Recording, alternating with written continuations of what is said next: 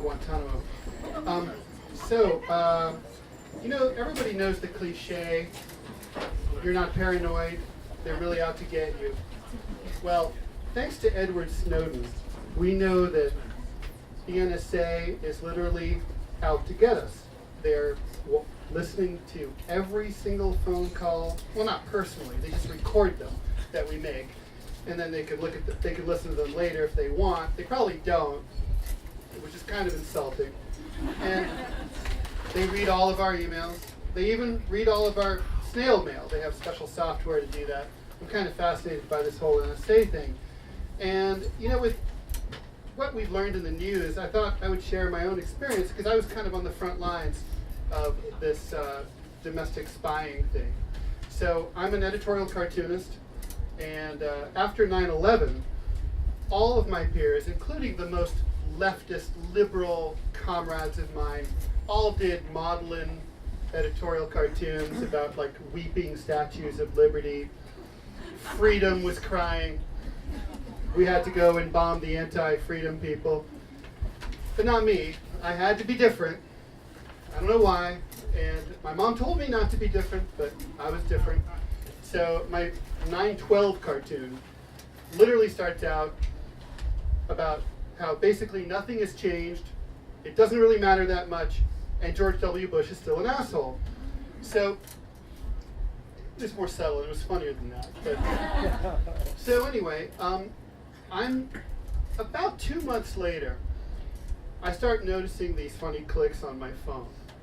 And every time I'm on the phone, it's getting weirder and weirder. It gets to the point where it's almost impossible to use my landline. I was living on the Upper West Side of Manhattan, Morningside Drive near Columbia University, and it was just getting to be such a pain in the ass to use my phone. I mean, I would hear other lines, a lot of Haitians, but sometimes you could just hear like the FBI guys. Oh wait, I'm giving the story away. The guys, I heard other voices on the phone. And if you ever heard of gaslighting, it's from this movie, this film noir, Gaslight, about the woman who's driven crazy on purpose. And yeah. David. Right. And it's a classic. There's even a book about gaslighting. And I remember thinking, like, am I starting to lose my mind? Or look, it's 8 million people. They have to get a lot of wires into a little island and scrunch them all together. So it's entirely possible that the lines are crossed, and it's getting, I'm like, nah. So December of 2001, I'm on a panel, and I meet Norm Siegel, who was the head of the ACLU for New York at the time. And, I just, afterwards we're talking, and I said, this phone thing, and he goes, oh yeah. He goes, totally. When did it start? Like, November 3rd, right? I'm like, yeah, that's about right. And he goes, yeah, that's the day after the Patriot Act was signed. And he goes, I had the same problem. And he goes, he goes, it's such a pain in the ass.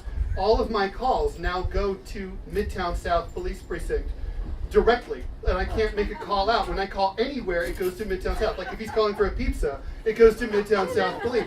So it got to be such a pain in his ass that he had to go to Midtown South and ask them to send a technician to his office to please rewire his phone so that he would be able to make, he didn't mind being spied upon, he just wanted to be able to use his phone. And I totally understood that, because I was like, if I'm a terrorist, I'm not going to use the phone anyway. I just want to be able to make calls, right? So it gets worse and worse and worse. So I'm calling Verizon all the time, like what the fuck is up with my phone? And I read up in the Times, they're talking about under the Patriot Act, they can't tell you if you're being spied upon. So, so there's that, you're looking for that subtle hint in the technician's eyes, like he knows, right? And I don't want to be sexist about it, but there are no female Verizon technicians, so it's a he. And it's like he knows. I'm looking, and I swear, I'm like, yeah, he's totally fucking with me. He knows. But then I'm like, but no. I mean, like, come on, I'm a cartoonist. I mean, okay, yes, I'm also a war correspondent. I also had just come back from Afghanistan. That's true, unvetted. But I mean, like, nah. So it's not possible. So I'm just like, but could it be? So I don't know. So I'm kind of freaking out, but maybe not, because I just want to use my phone. So I call Verizon again, and I'm calling the fifth visit. The guy has this look, and I just know there's something there. And he's like, well, and then he's like, nah, no. He goes, no, it's just like the line will be clear tomorrow. But no, it's every day. It's always like there's. I hear other people, and I swear I hear these guys like with a southern accent, like ordering food. And so anyway, so one day I go down to the basement of my building, and to do the laundry, and the phone box is right across from the elevator. Elevator door opens, and this African American guy. He looks at me. I look at him. He looks at me, and we have that knowing look, like, oh my God, he recognizes me, but I don't recognize him. But I recognize that he recognizes me, and so he just drops his stuff and runs down the runs. I mean, who does that? So and like runs out the fire exit.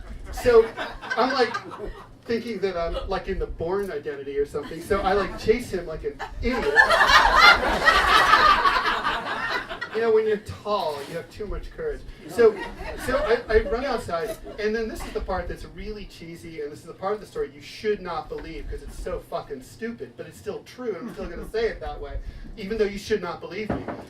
So I run outside, and there's this guy jumps into a white van, Al-Qaeda van, white, with the U.S. government plates, and drives off. And I'm like, these guys really suck. No wonder we haven't caught Osama. So anyway, so they're gone. So then this goes on and on and on. And 2004 comes along. My wife has our son. He screams all the time, so we move out to Long Island. So, Verizon, landline, everything's cool for a whole week. You can call people, it's great, you can hear them, they can hear you, there's not like, like the aliens sound in like a Shyamalan movie. And so finally, after a week, it starts again, and it gets worse and worse and worse. So I'm calling Verizon, and I'm like, I've got noise on the line, and blah, blah, blah. And, again, I realize, like, they can't tell me. The same guy comes out 3 times. And the third time he comes out, and he goes, hey, I Googled your cartoons, and I really like them. And I'm like, hey, thanks. And he's like, there's this pause. And he goes, I'm not really supposed to tell you this. Like, what? And he goes, you don't rate. I go, what do you mean I don't rate? He goes, you don't rate. And he holds up this little clip, and he goes, this is a 1970s alligator clip. Like, like H.R. Haldeman, like Nixon. Like, this is what you have on your phone. And he goes, you would get a much better tap if you rated. But you don't rate. You're like low on the espionage totem pole. There's like Osama, and there's also Ahiri, and then there's like all these other guys, and and then there's fucking cartoonists. And I'm like, well, can you fucking fix it? And I'm like, can I have that too? And I'm like, I want to blog it. And he's like, no, you can't have that. And he goes, I'm like, why not? And he goes, because I have to put it right back on your phone. And I'm like, thanks. And I'm like, what the fuck should I do? And he goes, frankly, if I were you, I'd cancel my fucking service. And I'm like, really? And he goes, yeah, you're never going to be able to hear anything. I mean, these clips suck. So I lived with it. I lived with it for months. And there were a couple of funny events. So one time, I go to my kid's friend has a birthday party. It's a pool party, and I live in the Hamptons, right? So it's this fancy pool party, and it's 1 block away. So I go to the pool party, and then it's like, fuck, I forgot the kid's swimming suit. And he's like, Daddy, I don't have my swimming suit. Anyway. I'm like, fuck, okay, just wait, I'll be right back. So I drive back home, right? It's just like in The Sopranos. Like, they don't want you to be like the guy who goes right back to your house 60 seconds after you left. So the second I go back to the house, there's a dude running out of my studio. I have a studio over the garage. There's a dude. Not the black dude, it's a white dude. I mean, not applying any racial issues here. The guy runs out, And so again, I'm like, I'm gonna chase this guy, but he's like a gazelle. So I'm running through the Hamptons, like through the woods, like over the deer fences, climbing over. There's no way, like if this had a good, that's what I'm gonna say too. Hi. Hello, Mr. Ashcroft. So anyway, so okay, I didn't catch him. I really wanted to catch him. I had these fantasies about catching him and then holding the dude hostage and then Skyping him to the world.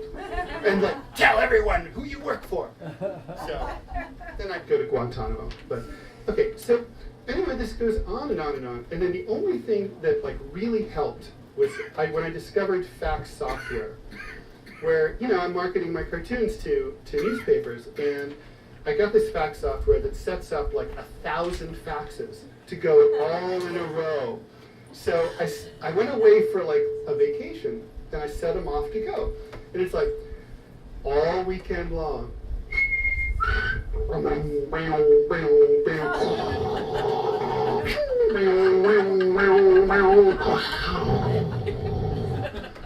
All weekend long. All weekend long.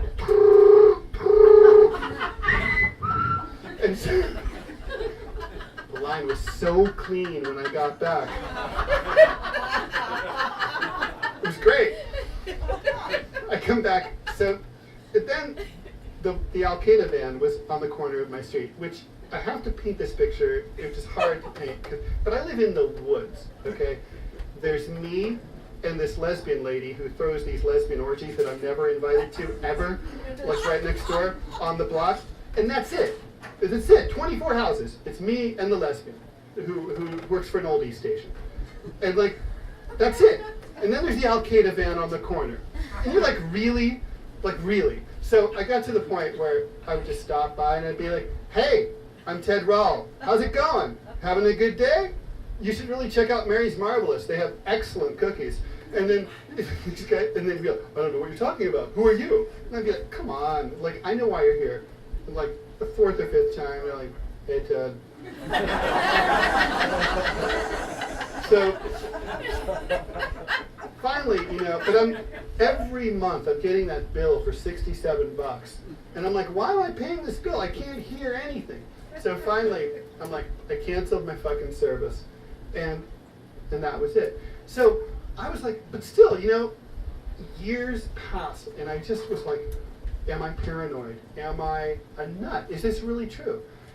And in 2006, I'm sitting at home delivery of the print New York Times, the paper comes, I open it up, and there's an article in the New York Times about how they filed a Freedom of Information Act about domestic espionage by the CIA, the FBI, and the NYPD after 9/11. And then there was a line that jumped out. Even the political cartoonist Ted Rall was the subject. And I was like, okay, I was validated. But even? Even. That's my chopped liver. I don't deserve to be spied on. I'm no Norm Siegel. What? So, but the point is, you're all Ted Rall. You're all getting spied on too, right now. And it just doesn't feel real when you talk on the phone, but they really are all doing that to you. And for me, it was so much more entertaining. So I kind of feel sorry for you guys. But, so anyway, it turned, the question is, were they really out to get me? It turns out that I was right. They really were. It doesn't really help, though. Thank you.